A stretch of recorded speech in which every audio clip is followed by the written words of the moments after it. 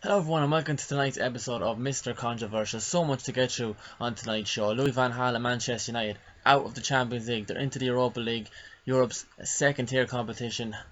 Not a lot of Man United fans happy. We'll be looking at that tonight. Liverpool at the weekend, Jurgen Klopp. The field goal bubble slightly burst at St James's Park. Arsenal, the only team out of the top six to win this weekend. And Chelsea hit a new low by losing at home to AFC Bournemouth. That's all coming up on tonight's episode.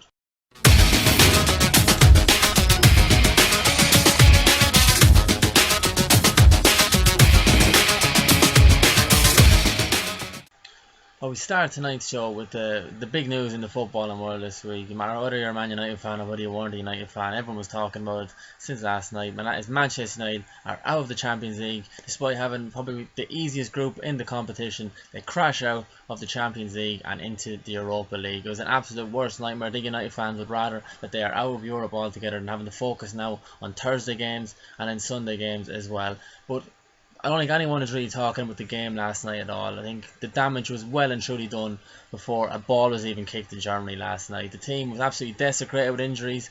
The chances of winning there were very minimal. Only Bayern Munich and Borussia Mönchengladbach have beaten Wolfsburg at home this season. It was a huge challenge, even for a fully fit Manchester United team. There were a lot of injuries last night, but like I said, not a lot of United fans even looking at the game last night. The players on the pitch tried their hardest. They could have won. Defensively, they were the poorest they've been all season. But it was all about the problems that were coming into this game. Last night's defeat means it's only 3 wins in the last 11 games for a Manchester United team under any manager. That is absolutely disgraceful. It is disgraceful. No matter how bad Man United teams have played in the past, if they lost or if they drew, they found a way of winning matches and recover and climbing back up tables, group stages, no matter what it be. United's record in Europe in the past 2 seasons has been absolutely woeful. Since reaching the Champions League final in 2011 in Wembley, they've exited the group stage in 2011-12. In 2012-13, they went out in the last 16. 2013-14, David Moyes got to the Champions League quarter-finals. Following season, they weren't even in the tournament, and on their first year back into the tournament, they're out at the group stages. And like I said, one of the easiest groups in the competition. A few tricky prospects, a trip to Germany, a trip to Moscow. They're always going to be tricky, but the work wasn't done at home. They needed to beat PSV Eindhoven a fortnight ago. They didn't. They were conservative. They didn't gamble then when they should have gambled, and it cost them, and they got exactly what they deserved. They did not deserve to progress. If they had have went through last night when CSK and Moscow were losing, a bigger part when PSV Eindhoven were losing at home to Moscow last night, United would have gone through by default if it had stayed that way. And in a way, I was glad that PSV ended up going through at United's expense, because they deserved to go through at United's expense. It would have been another cop-out if United had gone through to the last 16 and Van Gaal would have gotten off scot-free. Instead, now he has to answer questions. The board have got to answer questions here. This is a man, he's taken the football club absolutely nowhere. He was never a solution beyond one season. When David Moyes' ill-fated season came to an end in 2014, a man like Van Gaal was needed. United fans, they accepted him, but were United fans dancing around and praising this new messiah? No, they weren't. He was never a manager any United fan really wanted or desired. He was a man for one season to steady a ship, return them to Champions League football, which he did, and then walk away on an interim basis, similar to what Rafa Benitez did in 2013 at Chelsea. Jurgen Klopp was available in the summer. United could have had him. Now their bitter rivals have him, and we all know how that's going. I think it was a turning point last night for so many United fans. They've been patient. I think if we had got through last night, it would have eased some of the pressure on him, but the pressure has been piled on him now. I haven't seen a single United fan that is still supporting Louis van Gaal. He can't stand by his philosophy anymore. There is no growth in the team anymore. He's out of excuses. He keeps on every single press conference. There's a different excuse that he needs such and such a player to do such and such a thing. He's been given £250 million. Now look, that figure, it can be altered. Angel Di Maria is gone now. Falcao is gone. 2 huge signings that he made last summer, but it didn't work out. Some of the players he's bought, they're bang average players. Anthony Martial is the only player that Van Gaal has bought that looks like he could prove to be a very good player in the future. Man United need players now. They need to be challenging now. any other club, when they lose a top manager, the transition is seamless from manager to manager if the quality of players is adequate. At the end of the Ferguson era, United team, they won a league title by 11 points, but that was a team on the decline. The club needed rerouting. It needed a complete revamp. It needed a complete shake-up, and that's what happened. But the players that were brought in, they're not adequate enough. They're not to a standard that Manchester United needs to challenge on what they're expected to challenge on. That's four fronts every season. Look, I mean, you could talk on all night about this. I don't want to go on about it too long because I've covered this in past episodes. People know where I stand on this, and I stand on it even strongly now. I don't know how the board can stand by this man now. David Moyes was sacked for not making the Champions League. I know we made the Champions League, but we're out at the group stages, and it's a disaster. And financially, it's going to hit the club again big time. And from a player recruitment point of view, players are going to look at Man United and go, well, look, they were out of a Champions League last year. They only barely got into the group stages this year. They're out now. You know, are they the team they were? The answer is absolutely not. And a major managerial change is needed. Carlo Ancelotti is available, and if I was Ed Woodward, I'd be on the phone now negotiating terms with him, because Manchester United needs a change of direction. It needs a change of direction before it goes too far down a road whereby it gets lost and there's absolutely no return to the glory days. And financially, the club will hit rock bottom. But look, that's a discussion for another day. We're going to move on, and we're going to move on to the Premier League action, and that was at the weekend. Arsenal were the only team out of the top six, or the so-called top six teams, that recorded a victory this weekend. It was a hard-fought victory over Sunderland at the Emirates Stadium. A typical game that Arsenal would have dropped points in previous years, so it was a very impressive win in the context of the weekend, with Manchester City losing at the Britannia, Man United only drawn, Liverpool losing, and you still consider Chelsea a top 6 team, but they lost at home to Bournemouth as well. I've said it many a time that I don't consider Arsenal title favourites, but I don't think you can consider this a typical Premier League season. I think it's one of those seasons where just about anything is possible, and absolutely no result is guaranteed. There's absolutely no result is guaranteed. I've never seen a Premier League season like it, and I seen a pundit on Sky Sports, I can't quite remember who it was, and they said it's only going to get even better next year, because with the money that's been pumped into the Premier League, the so-called bottom teams, the bottom tier teams, we look at like the Watford, there's the West Ham, Crystal Palace, Stoke, they're able to buy one or two world-class quality players now in the summer.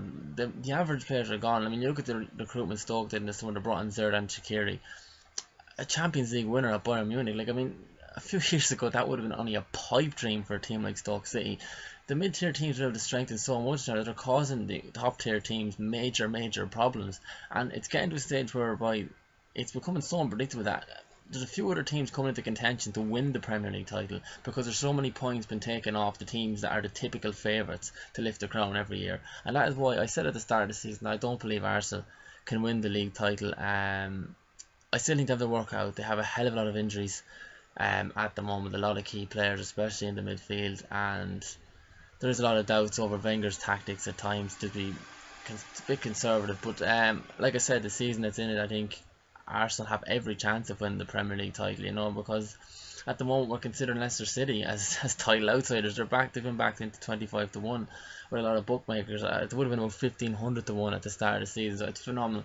I think anything is possible this season, and you know, including Arsenal, they could spring a surprise, you know, but they do need to get a lot of the players that have injured at the moment back as soon as possible to really be considered for that title race. And I think one thing that we can absolutely rule out of the title race now, and even the top 4 race, is Chelsea. And how Jose Mourinho is still in a job is kind of, I think, beyond any real football man or any football fan or pundit. I mean, I think the fact he signed a new contract in the summer is saving him, because it would cost Roman Abramovich, as rich as he is, a hell of a lot of money to sack Jose Mourinho at the moment. And it's beggars belief at the moment what is happening at the football club. I mean, I've never seen a decline of a football club like that in the space of a few months. It's absolutely, it's jaw dropping, and I don't think anybody can put their finger on what is happening. I mean, you had the controversial incident with Eva Carneiro, which everyone keeps going back to at the start of the season, but surely an incident like that cannot be so so substantial that it stops the best players in the world playing to any sort of ability. I mean, it's absolutely frightening.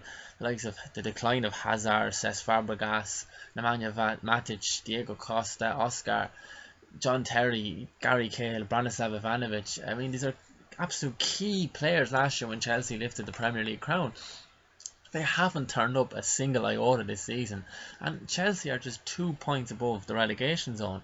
I mean, if they're losing at home to AFC Bournemouth, look, no disrespect to them. I mean, but they're the smallest tier team really in the Premier League. They're the equivalent of Burnley being in the Premier League last season. It was just a fairy tale story when they won at the weekend at Stamford Bridge. This is the moment they would have been dreaming of when they won promotion last year, and it's just, this is a team, Chelsea, who had one of the most formidable home Premier League records of all time under Jose Mourinho. It was just impossible to win there. Now this season, Southampton have gone there, Liverpool have gone there, Bournemouth have gone there. They've all recorded victories, and you know, it's beyond words. I mean, you look at the managers. Jose Mourinho is one of the most experienced guys in the game. They have one of the most experienced squads of players, a squad of winners that are there. They're the Premier League champions. What happened at Man United under David Moyes was understandable. There was an excuse for that. He was replacing one of the greatest managers of all time, and